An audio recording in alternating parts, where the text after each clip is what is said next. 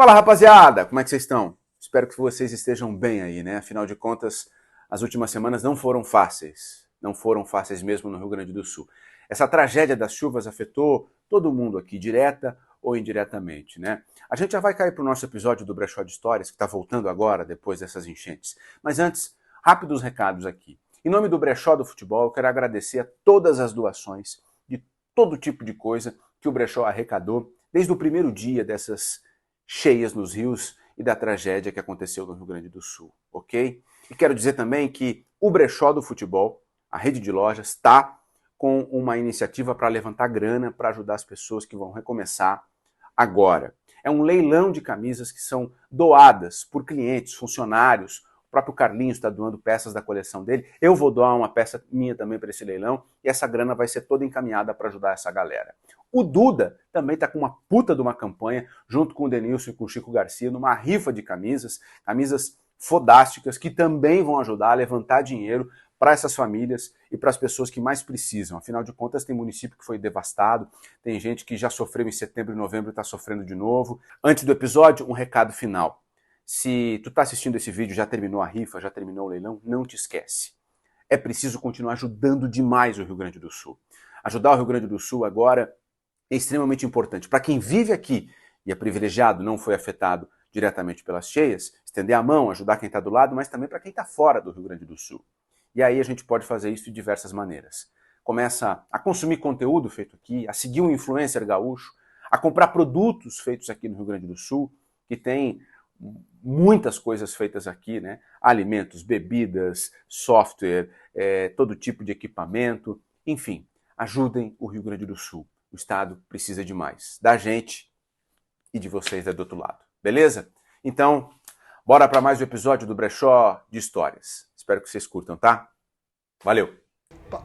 Com licença, tudo bem? E aí, meu, como é que tá? Tudo certo. Bem? Como é que eu posso te ajudar? Meu, não sei nem te explicar porquê, mas tô procurando uma de Somália. Qual Somália? O ex-Botafogo sequestrado. Tá. Cara, assim, dessas lendas, assim, dessas figuras é difícil, né? Mas tem uma arara do Botafogo, dá uma olhada ali. Se não tiver ali, aí só na coleção do Carlinhos. Pode crer. Tá? Valeu. Não sei se tem aí, tá? Obrigado, valeu. Não adianta. O roteirista aqui tá trabalhando muito, né? Porque o Somália é o gancho para nossa conversa de hoje.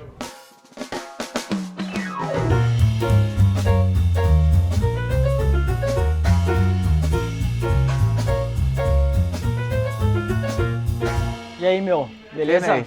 Como é que Cara, tudo certo. Essas três aqui, ó, pra dar baixa depois, por gentileza. Tá, deixa Ô, comigo. meu, tá sabendo que o Somália teve aqui dia desses, cara? Tu tá falando sério? Sério. Não, mas tu tem que ter foto pra provar isso. Tem foto dele com o Juan, cara. O Juan tirou foto e botou no Instagram do bar. Tá, mas é o Somália do Botafogo, do João Santana? Não, é o Somália de 2005 do Grêmio, do Fluminense, de São Caetano. Tô ligado. Mas esse Tá. Somália aí, a história é boa. Conta essa aí que essa é boa. Tá. Se o Ney falou, tá falado. Grandes e pequenas mentiras do futebol. É esse o nosso papo, a nossa história hoje. O Somália, esse que teve aqui no bar, não tem nada a ver com essa história. Mas o Somália da camisa que o cliente quer, esse sim, tem muito a ver com a nossa história. Sim! Viu? O Somália que não teve aqui no bar, tem muitas histórias no Botafogo. E também um xingamento clássico do Joel Santana pra ele. Eu tô mandando chamar o Somália. Me ajuda aqui! Manda chamar o filho do Somália, caralho! Somália! Somália! Aí, porra! Mas o Somália é protagonista de uma das histórias, de uma das mentiras mais impressionantes do futebol. E ele, Somália, contou isso no podcast do próprio Joel Santana. Eu nem sabia que o Joel Santana tinha um podcast, cara, mas lá eles conversaram sobre essa história e ali ficou muito claro que não tem mais nada entre eles. Tá 0-0 depois desse episódio, mas o episódio nos leva para o ano de 2011. O Somália era jogador do Botafogo e teve um dia que o Somália não estava puro. Ele estava alcoolizado e ele inventou o próprio sequestro para faltar num treino. É loucura isso, sim. E a polícia teve que investigar detalhadamente o relato, a história, para descobrir que era mentira. O Somália disse que o Joel Santana, desde o início, sabia que não era verdade. Não sei se aí daqui a pouco o Somália não está preservando o Joel Santana, mas enfim, é uma história inacreditável. Eu falo em partes porque eu vou explicar por quê. porque envolve mais outras pessoas. Claro. E como já se passou muito tempo, eu não quero trazer desconforto imagina. a outras pessoas. Mas da minha parte, foi uma infantilidade tremenda de escutar outras pessoas. Como você disse bem, causou muito mais problemas para mim do que para outras pessoas, né?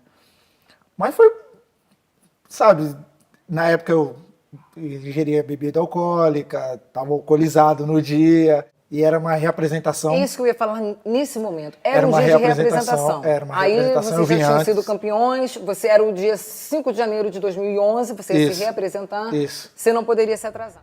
E é isso. Tem uma frase que é muito batida, mas continua valendo porque tem fundamento. A verdade sempre aparece, vale também para o futebol. E os exemplos no futebol, eles são variados, né? Vale para política de clube, vale para um cara da base que estreia no time profissional fazendo gol contra um outro time que está rebaixado, e aí todo mundo pensa que ele vai decolar e não decola.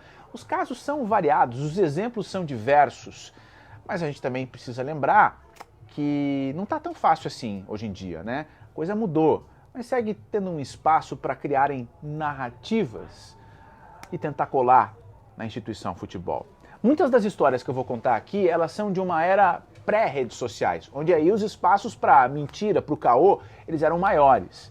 Mas ó, se a gente lembrar 2022, por exemplo, tem um caso clássico, o sósia do Neymar, desfilando por um shopping no Catar, causando um alvoroço. Mano, a gente tá dentro do campo, malandro. Um B.O. da p***, mano. Vamos vocês, seus p***! Tô passando mal, por favor, deixa eu sair aí, rapaziada. É nóis, tamo junto. Ó, esse se emocionou. Não faz tanto tempo assim, né? Vamos combinar, futebol mexe com muito dinheiro, mexe com muita atenção, muita galera consome qualquer coisa ligada a futebol. E aí tem gente que quer tirar proveito. Nós aqui até, né, podemos incluir aí, não com mentira, né, mas a gente está tentando tirar um proveito aqui também. Será que não? É verdade, cara. O maior e mais famoso caso, quando a gente fala assim de mentira, de caô no futebol, é do Carlos Kaiser. Ok, se tu sabe quem é o Carlos Kaiser, vamos dar uns segundinhos aqui para quem não sabe, ficar situado e todo mundo arrancar da mesma página. O Carlos Kaiser era um suposto atacante e é impressionante, cara, como ele conseguiu aplicar isso durante muitos anos. O Carlos Kaiser, isso é uma informação que eu não sabia, tá? A produção aqui levantou. Ele é gaúcho, nascido em Porto Alegre, mas a carreira dele é mais no Rio de Janeiro, tá? Cara, o Kaiser, ele tinha uma lábia incrível, ele tinha bons relacionamentos, amigo dos amigos, um cara boa praça, até jogava bem, tá? Não era perna de pau, mas ele não gostava de trabalhar, de jogar. E aí, com a lábia, com uma boa conversa, com esses bons relacionamentos, ele conseguiu fazer uma carreira sólida, cara. Inclusive, essa história rodou o mundo, porque tem um documentário dirigido por um inglês, por um britânico, que é O Rei do Migué no futebol. A fama do Carlos Kaiser cruzou o Atlântico. O mundo inteiro sabe que ele enrolou muita gente. Quando eu falo muita gente, não é exagero, é muita gente mesmo. O Kaiser jogou no Flamengo, jogou no Botafogo, jogou também no Bangu, se eu não me engano, e jogou fora do Brasil. Passou por futebol mexicano, passou por futebol dos Estados Unidos e na França. Aliás, a gente vai deixar aqui na descrição um link para uma matéria do UOL que faz um compilado de histórias, de causos do Kaiser, tá? Como, por exemplo, uma vez que ele foi ser apresentado por um clube francês e aí na apresentação ele chutou todas as bolas para a arquibancada para não ter risco de acontecer um treino, porque aí a galera ia ver ali de cara que ele não estava com ritmo, que ele não estava no nível de um jogador profissional. Um baita do migué que durou por anos e anos. O legado do Kaiser é gigante, né? Mas o vídeo aqui não é sobre o Kaiser. Por exemplo, vocês já ouviram falar no Ali Dia? Esse cara nasceu no Senegal e jogou em ligas amadoras da França e conseguiu aplicar um baita de um caô num time inglês, no Southampton. Saca como eles construíram a história. O Ali Dia e um amigo dele conseguiram descolar o telefone do técnico do Southampton. E o amigo do Ali Dia ligou para o técnico do Southampton se passando pelo George Weah, esse mesmo, esse baita desse nome, que na época era atacante do PSG. O falso George Weah dizia para o técnico do Southampton: olha, aqui tem um jogador e tal, assim, talvez ele possa ajudar o Southampton nesse restante de temporada, porque o Southampton naquele momento estava com vários caras lesionados, uns caras suspensos, precisava realmente contratar jogadores. A conversa era tão boa, o amigo do Ali Dia era bom de papo e o técnico do Southampton caiu. O Ali Dia assinou um contrato profissional com o Southampton, e mais do que assinar um contrato, ele foi relacionado e entrou em um jogo oficial do Southampton. Foi contra o Leeds United. O Ali Dia começou no banco e entrou no finalzinho do primeiro tempo. Ficou até quase o apito final, saiu lesionado, talvez tenha sentido ali a diferença de uma liga amadora para a Premier League. Mas reparem nessa história. Um cara de liga amadora na França aplicou um caô num time do maior campeonato do mundo, a Premier League. Bom, depois do jogo, um companheiro de elenco disse que encontrou o Ali Dia no CT, depois da partida, e lá ele estava lesionado, ele disse que se machucou. Depois dessa conversa, o Ali Dia nunca mais foi visto no CT do Southampton. Alguns anos depois, o técnico do Southampton admitiu que descobriu a história ao ligar para o verdadeiro George Weah.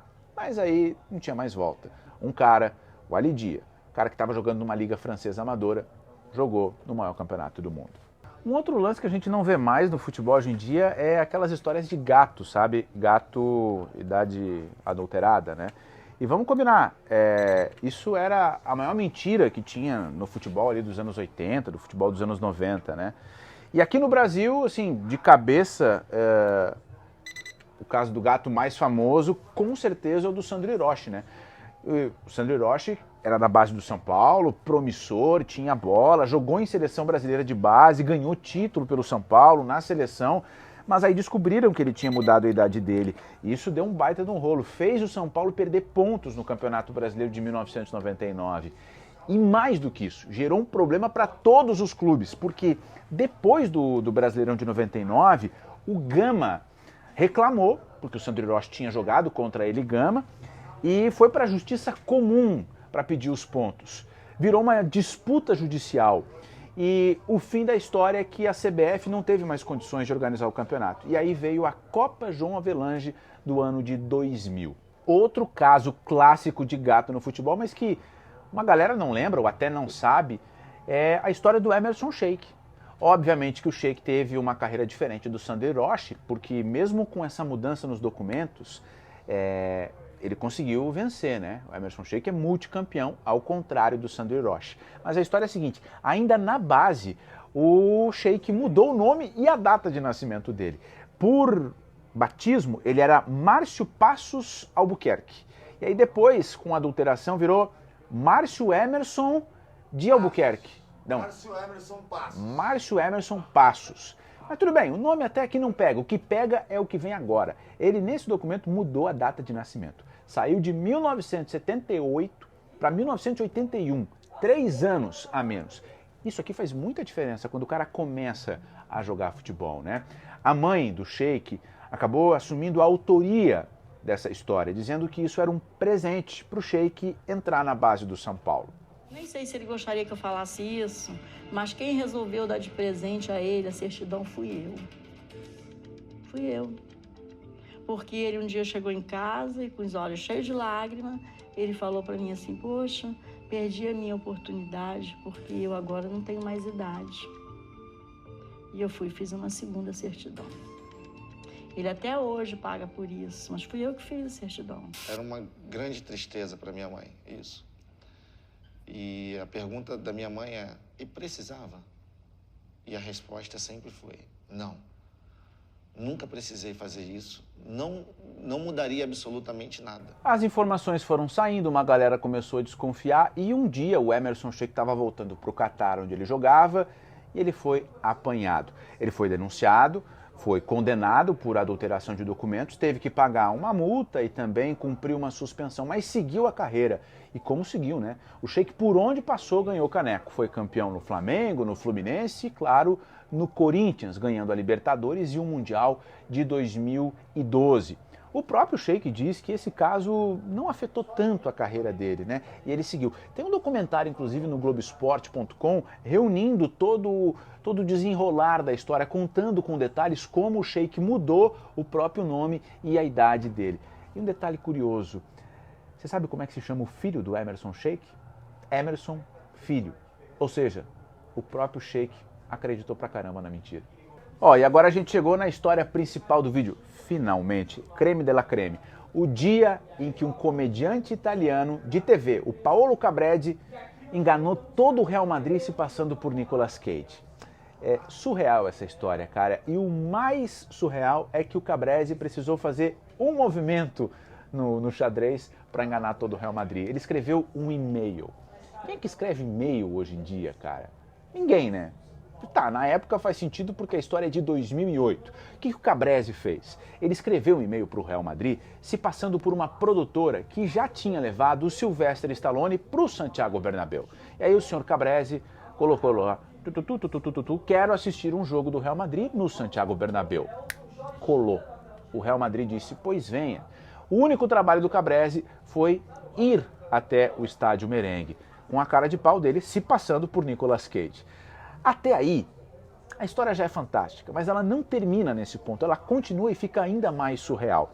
O Cabresi, além de assistir o jogo num lugar fantástico, depois, durante a partida, sei lá, não sei quando, ele foi recebido pelo presidente do Real Madrid na época, o senhor Ramon Calderón. E o Ramon Calderón entregou para ele uma camisa personalizada, escrito Nicolas Cage nas costas, e uma carteirinha de sócio do Real Madrid. Cara, surreal a história, né? Mas também não termina aí, tem mais uma camada, porque depois do jogo, o Cabresi, Nicolas Cage da Shopee, desceu para o vestiário e cumprimentou os jogadores do Real Madrid, cruzou para os jogadores da Roma. Olha que surreal, cara. E nessa aí, o Totti, que jogava na Roma, era Real Madrid e Roma pela Liga dos Campeões, o Totti olhou e disse assim, eu conheço esse cara.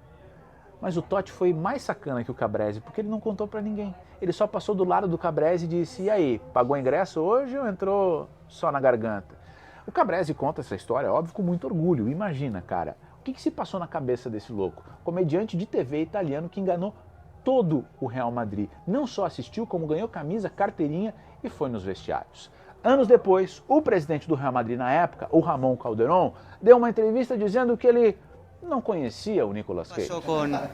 Con el falso Nicolas Cage, ¿qué nos puede contar? Vamos a ver, esto en el palco, pues llega mucha gente que el presidente no sabe quiénes son y que el jefe del protocolo dice, ha venido fulanito. También tuvimos un problema con Maradona, que llegó en condiciones que no eran las idóneas, y pues hay la camiseta te la da, pues te hace una foto. Yo no sabía si era, yo que no soy un gran aficionado al cine, não sabia nem quem era Nicolas Cage. Nicolas Cage por... Ah, seu Ramon Calderón, vai dizer que não conhece o Senhor das Armas, o motoqueiro fantasma? Não, eu não acredito nessa história.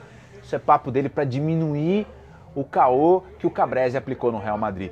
De todo jeito, foi um grande dia. Não para o Real, porque foi enganado e porque foi eliminado pela Roma da Liga dos Campeões. Mas para o Cabresi, que ganhou uma baita de uma história, né? Nesse caso, a verdade até não demorou tanto para aparecer, né? Porque era um comediante fazendo uma palhaçadinha, uma brincadeira, aplicando um golpe. Então, um comediante fazendo isso não contando para ninguém, só se ele fosse o primeiro, né? Deu baixa nelas para mim? Tudo certo. Tá. Por hoje já era. Valeu. Tá. Chega de resenha, vamos tocar ficha então. Tá tudo organizado aqui. Feito. Os caras vão vir amanhã fazer uma produção, um negócio de moda aí, né? Nós podíamos dar um alô neles, né? Pra eles não mexerem. Eu já esquematizei minhas coisas, tem umas coisinhas.